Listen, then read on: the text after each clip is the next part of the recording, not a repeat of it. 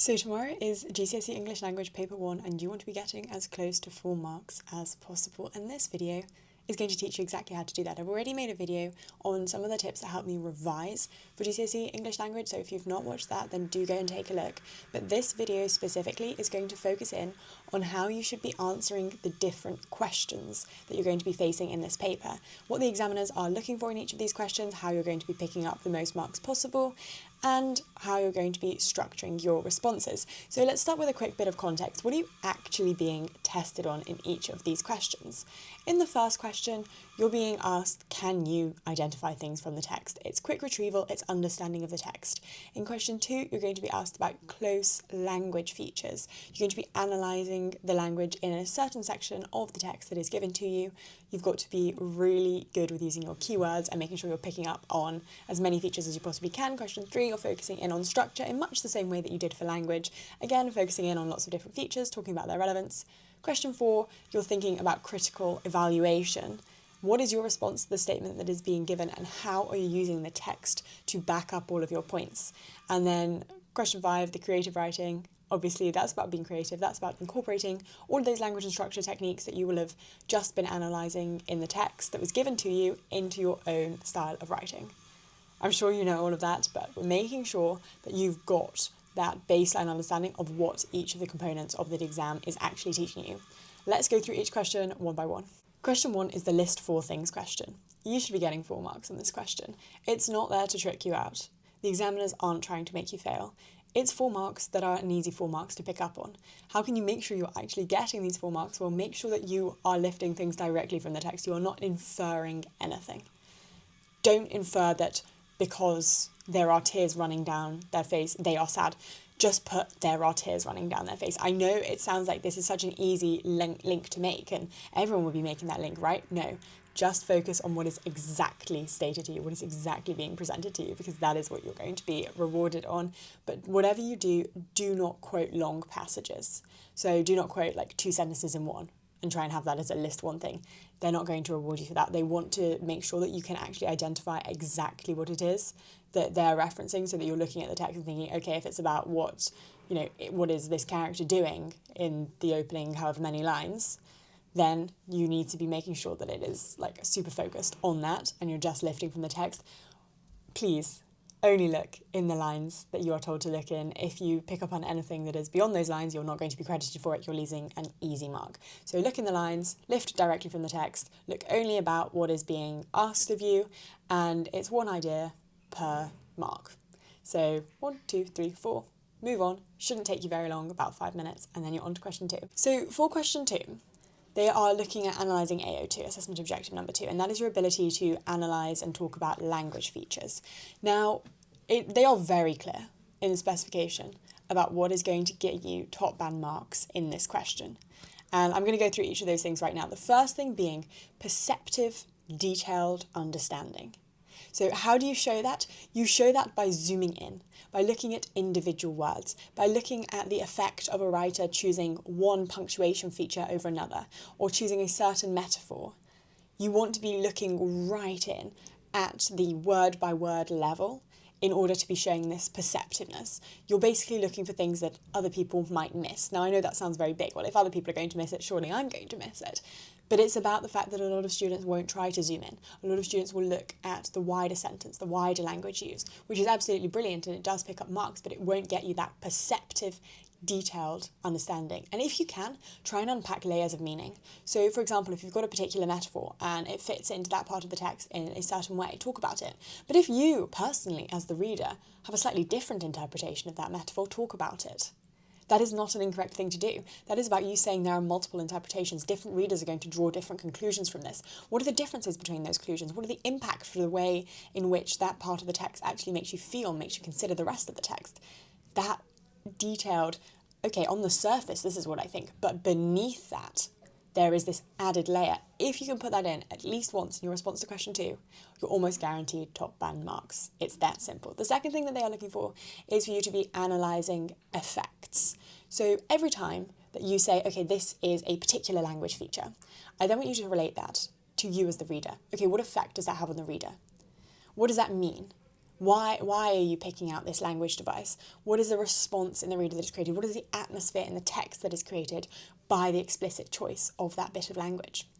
Aside from that, they're looking for a range of judicious quotations. Basically, that means use multiple quotations. So generally 3 to 4 quotations is what is going to be advised. And whatever you do, don't quote massive passages. Quote individual bits. If you want to be talking about a specific metaphor, quote the metaphor itself, not the rest of the sentence that comes with it, just the bit that you're going to be analysing.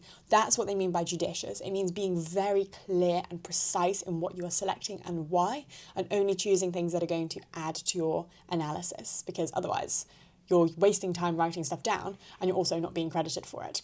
The final thing that they are looking for is sophisticated, accurate terminology. So whenever you're identifying a language device, make sure you know what it is. What I would say this evening is to make sure that you do just look through a list of language and structural devices to make sure that they are all fresh in your head and you've got a wide range of ones to choose from when you are going to be analysing the language and structure in the exam tomorrow. So an example of a structure that you might use is 3 P's paragraphs, and how this works is you make your little point. Now this is a micro point. It's not like a broad point about the entire text. It's a point about a specific area, the language, relating to exactly what the question is asking you about. Then you give your evidence, which is your quotation. You're going to explain the language features of that quotation, and every time you reference a language feature, you make sure you then reference the effect on the reader, the atmosphere it creates, the impact of that choice over a different choice. And then Z, I want you to zoom in. Z, I'm British, not American. I don't know why I said Z. I'm very sorry about that. Z, I want you to zoom in. I want you to look at a specific word, a specific use of punctuation. I want you to really hone in on a certain aspect. You don't have to do this for each of your paragraphs, but trying to do it for 2 out of 3 or 4 paragraphs is going to be ideal. Try and get 3 piece paragraphs down if that's the structure you're using. A 4th would be a bonus, but obviously you've got to move on pretty quickly. Keep to your timings. You should probably know what timings you're aiming for, but for this question, you're looking for around 15 minutes. And then you're going to move on to question 3. Now, again, for question 3, you're going to be spending about 15 minutes on this question. It's another 8-mark question, but instead of focusing on language, it's focusing on structure. So do not do any analysis of language. Even if there's a wonderful metaphor somewhere in the text that was not included in that bit that was highlighted aside for the language part of the question, do not talk about it in this question. You won't get credited. It can be the most wonderful piece of analysis ever, but this is all about structure. So what you want to be thinking about is, as you're reading through the text, track what is happening. What is the beginning? What is the middle? What is the end? What are the changes? What is the journey that you as a reader go on? But what is the journey that is going on by the characters as well? So you've got to think about both sides of this. What is actually going on in the story, and what are you deriving from it? What is the wider meaning that you as a reader have got? So things that examiners are particularly looking for in this question, we've got comments on shifts of focus, pace, perspectives, motifs, and contrasts. So don't just go, oh, this is a really good use of a semicolon. That's not going to get you the same marks. If, for example, there is a really short sentence and then you've got a really long sentence, and that influences the pace and it influences the way in which you perceive the actions that are going on, absolutely talk about that. But this is not a question where the way to get top marks is, oh, I'm just going to analyse a bunch of punctuation. No, only analyse punctuation if it is super significant.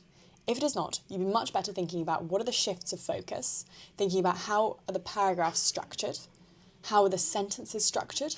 What is there a change of perspective? Are we looking from one character's perspective and then is it going to the third person? Is it in the first person? What is the impact of that? Because the choice between a writer using the first person and the third person is a big choice. And there are big effects on the way in which you, the reader, interpret that piece of writing as a result. So really consider that as well. And make sure you're tying all of the structural choices to their purpose, to their effect. Same way as we did for the language. Whenever you mention something, say why. Why are you bothering to talk about it? Yes, it exists, but the fact that it exists doesn't mean it's useful. It doesn't mean that it's adding anything to the piece of writing. What are you, the reader, deriving from it? What is the writer trying to convey to you?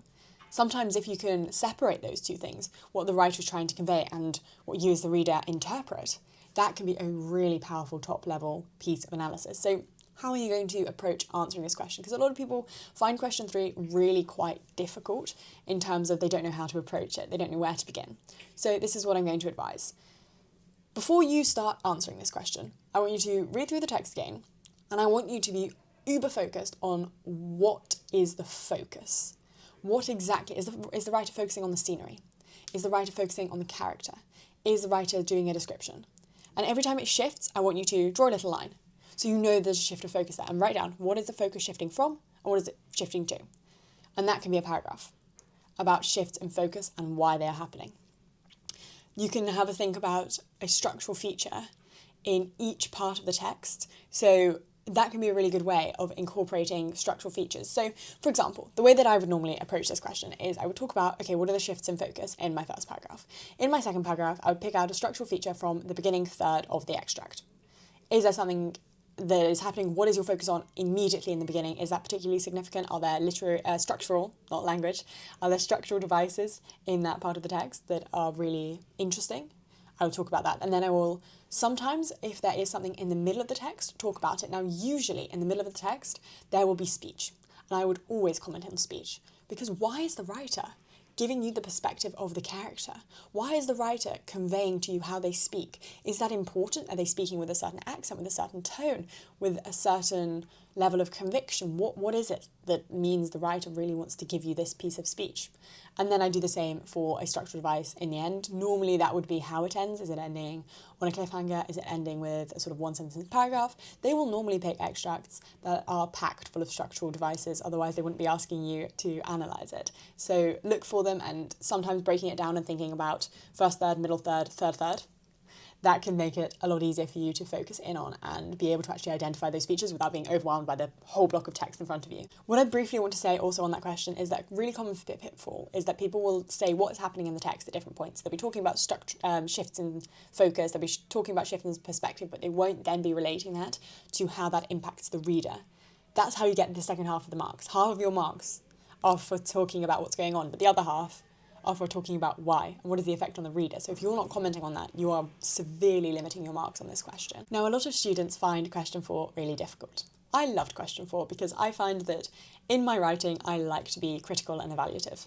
But that can be quite alien because you don't do this in really any other part of the English curriculum. But this is asking you to be super critical, to have a perspective. So you're going to be given a statement about the text, and you're going to be asked whether you agree or whether you disagree with it. Try not to sit on the fence, because sitting on the fence, unless you have a super nuanced analysis of both sides, is going to make it look like you don't really understand the question, or that you're trying to play it safe and you don't get rewarded to the same degree. So do try and find some sort of conviction either side. And you're going to state what your perspective is in that first introductory paragraph. You're basically going to rephrase the question and state your judgment. And then you're going to give a couple of reasons. Now, how are you going to find those reasons? It's difficult, but this is what they want to see. They want to see a clear stance on the statement. So agree, disagree, you can agree in part and give a caveat. Disagree in part, give a caveat. That can be really powerful. If you're able to do that, don't try and force that. But if you kind of come across to that realization that actually I agree mostly, but actually there's this one bit that I don't agree with, then that is going to make you look like an incredibly perspective student. And I would do that quite a bit. And the way that you do this is you take a look at the exact wording of the question, you break it down. And normally it'll be, there'll be some use of language. For example, this one person commented that there is absolutely no reason why, whatever. And you can focusing on that word absolutely. Well, I agree that there generally isn't a reason why, whatever, but I wouldn't say absolutely. And do you see how that can create a much more nuanced argument? That can be really powerful. But obviously don't try and force that if it's not happening. They just want to see that you have picked a side of the argument. And they want to see a critical, convincing argument, exploring both the ideas in the text and the writer's intention. So writer's intention is rewarded heavily in this question. Whenever you make a point, you want to be relating it back to the intention of the writer and to your perspective as a reader.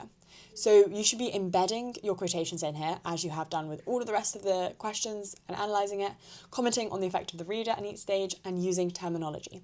So it's combining questions 2 and 3. You're talking about language and you're talking about structure, but you're only talking about them in response to building your argument to the statement in the question.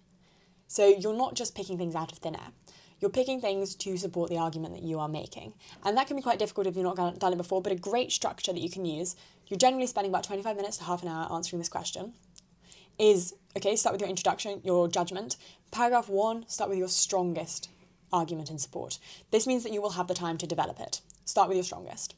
Then move on to a different part. So generally, I would start with my strongest argument. I would have my second strongest argument. I would normally think of two. And then I would have either a more nuanced perspective, so that's saying, oh, well, there is a caveat in the case of whatever. Or I would consider the counter-argument. I would consider what other people might say and why that is incorrect, or why that isn't as correct as what I've put forward in my arguments. Then I would have a conclusion. In the conclusion, I would not be restating my arguments. That's not what they're looking for. I would basically just reiterate my thesis, which is, okay, what is my perspective? And I would end always with the impact on the reader.